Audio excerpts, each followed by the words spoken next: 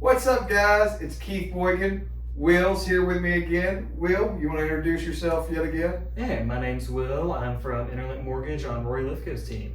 All right, and today we're going to talk about some things that you shouldn't do while you're trying to get approved for a loan and Yes. in the process of buying a house. Yes. So what's the number one thing they should not do once they start this process? So definitely do not switch jobs. What? Right? You mean- Shocker. You mean you got to have a job to buy a house? You do. So It's weird. once you're under contract, switching jobs can push out your closing date. It can jeopardize your closing depending on the type of income you're swapping over to. And you can be out not only your earnest money, but a lot more. So definitely, once you're under contract, just stick it out. And what he means by a lot more is you have home inspections, you have appraisals, you have all kinds of things, termite inspections that you're paying for. And so if you swap jobs or quit your job, which is a big no-no, don't do that. Do not quit your job. You can then lose all of that money, Correct. especially your earnest money. And depending on how much you've put down, it goes bye-bye because you caused the problem to not be able to qualify, correct? Correct. Yes.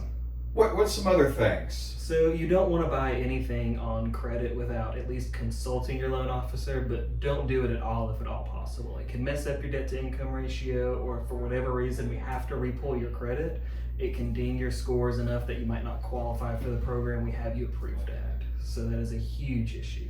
And you're going to pull their credit right before closing to make sure nothing's changed, correct? So depending on the program, yes. There are some programs that require it. It's hit or miss depending on the loan. But there is a potential we have to check it before closing in. Which means that if you have bought something in that time and it shows up on your credit, it may allow you not to qualify. I know someone who bought a lawnmower on credit before they closed, and they ended up having to sell the lawnmower so they could be able to close. Yep. And they had to take a loss on the lawnmower because technically it was a used lawnmower now.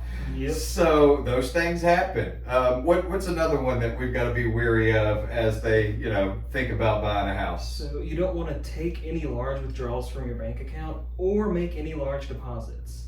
So the cash they've got hidden under the bed, they don't need to just throw it in the bank at that point? Unfortunately, you cannot buy a house with that. It does have to be sitting in your bank account for a minimum of 60 days. And why is that? So there are anti-money laundering laws. We have to track where every dime of this transaction is coming from, which means sourcing and seasoning, which the long and short of that is we have to know either where it comes from or it has to be in your bank account long enough that we don't care.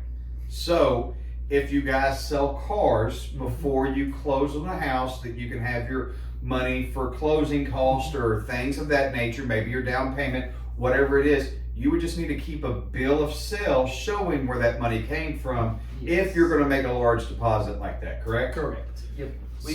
We've had people sell sewing machines. As long as we can get a value and a bill of sale, we're good. Sewing machine, what is that, like a few $100? $5,000. It was an antique. $5,000 for a sewing machine. How much clothes do you have to make to anyways, sorry. It's a lot of money for a sewing machine. All right, what's some other wonderful things that we should not do as we're getting closer to buying a house? So definitely another thing that you should not do is even though it sounds appealing, you don't want to change anything with your job, not even your hours. So if your average hours change, an underwriter is going to question that and can cause issues with closing, even if it means taking on extra hours or taking on less hours. So we might have to average your hours differently depending on if you take shifts off or anything like that. So if you're working a bunch of overtime and that's how you got qualified, you don't need to stop working a bunch of overtime until after you buy the house. Correct. You want to keep your work habits the same. All right. That also kind of goes with don't quit your job, which was the first thing that we said. Yes. Yeah. A lot of this is just common sense. Yeah, correct. It is. And I'd say the biggest thing you should do is listen to your realtor and your loan officer. Correct. We do this for a living. I don't like having to ask for blood samples. No. We pretty much have to. Or your firstborn. Exactly. But we have to, and we know what we're doing to get you closed. Just bear with us and we'll get you in that house. That's correct. I was reading something today where it was like, what is the process, or how long does the process take to buy a home? And it was like, you look for 4.5 months, and then it's 30 to 40 days just to get your house purchased. So think about that. You got to deal with us for 4.5, really 5.5 to 6 months. So for half a year, you get to deal with us while we're trying to make sure that you still do the same things that you've been doing before you came to us. So that's what the end goal is you got to put up with us for 6 months to get in that wonderful house. But it pays off. It does pay off, as long as you don't quit your job, don't buy anything on credit. What was the third one? Don't change your work habits. And there was one more. Don't move money around. Don't move money around. Is there a fifth one to finish us out with? Not that I can think of off the top of my head. So if they do those 4 things, they should close on their house in 4.5 to 6 months. I'd say if you choose one of us, you'll get. Yeah, we'll get you there closer.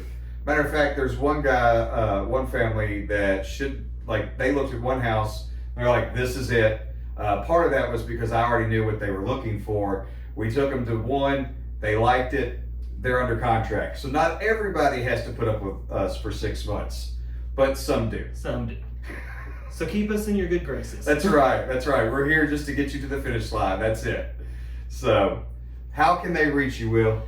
Just give me a call at 615-347-5648. All right, guys. Thank you. I'll talk to y'all later.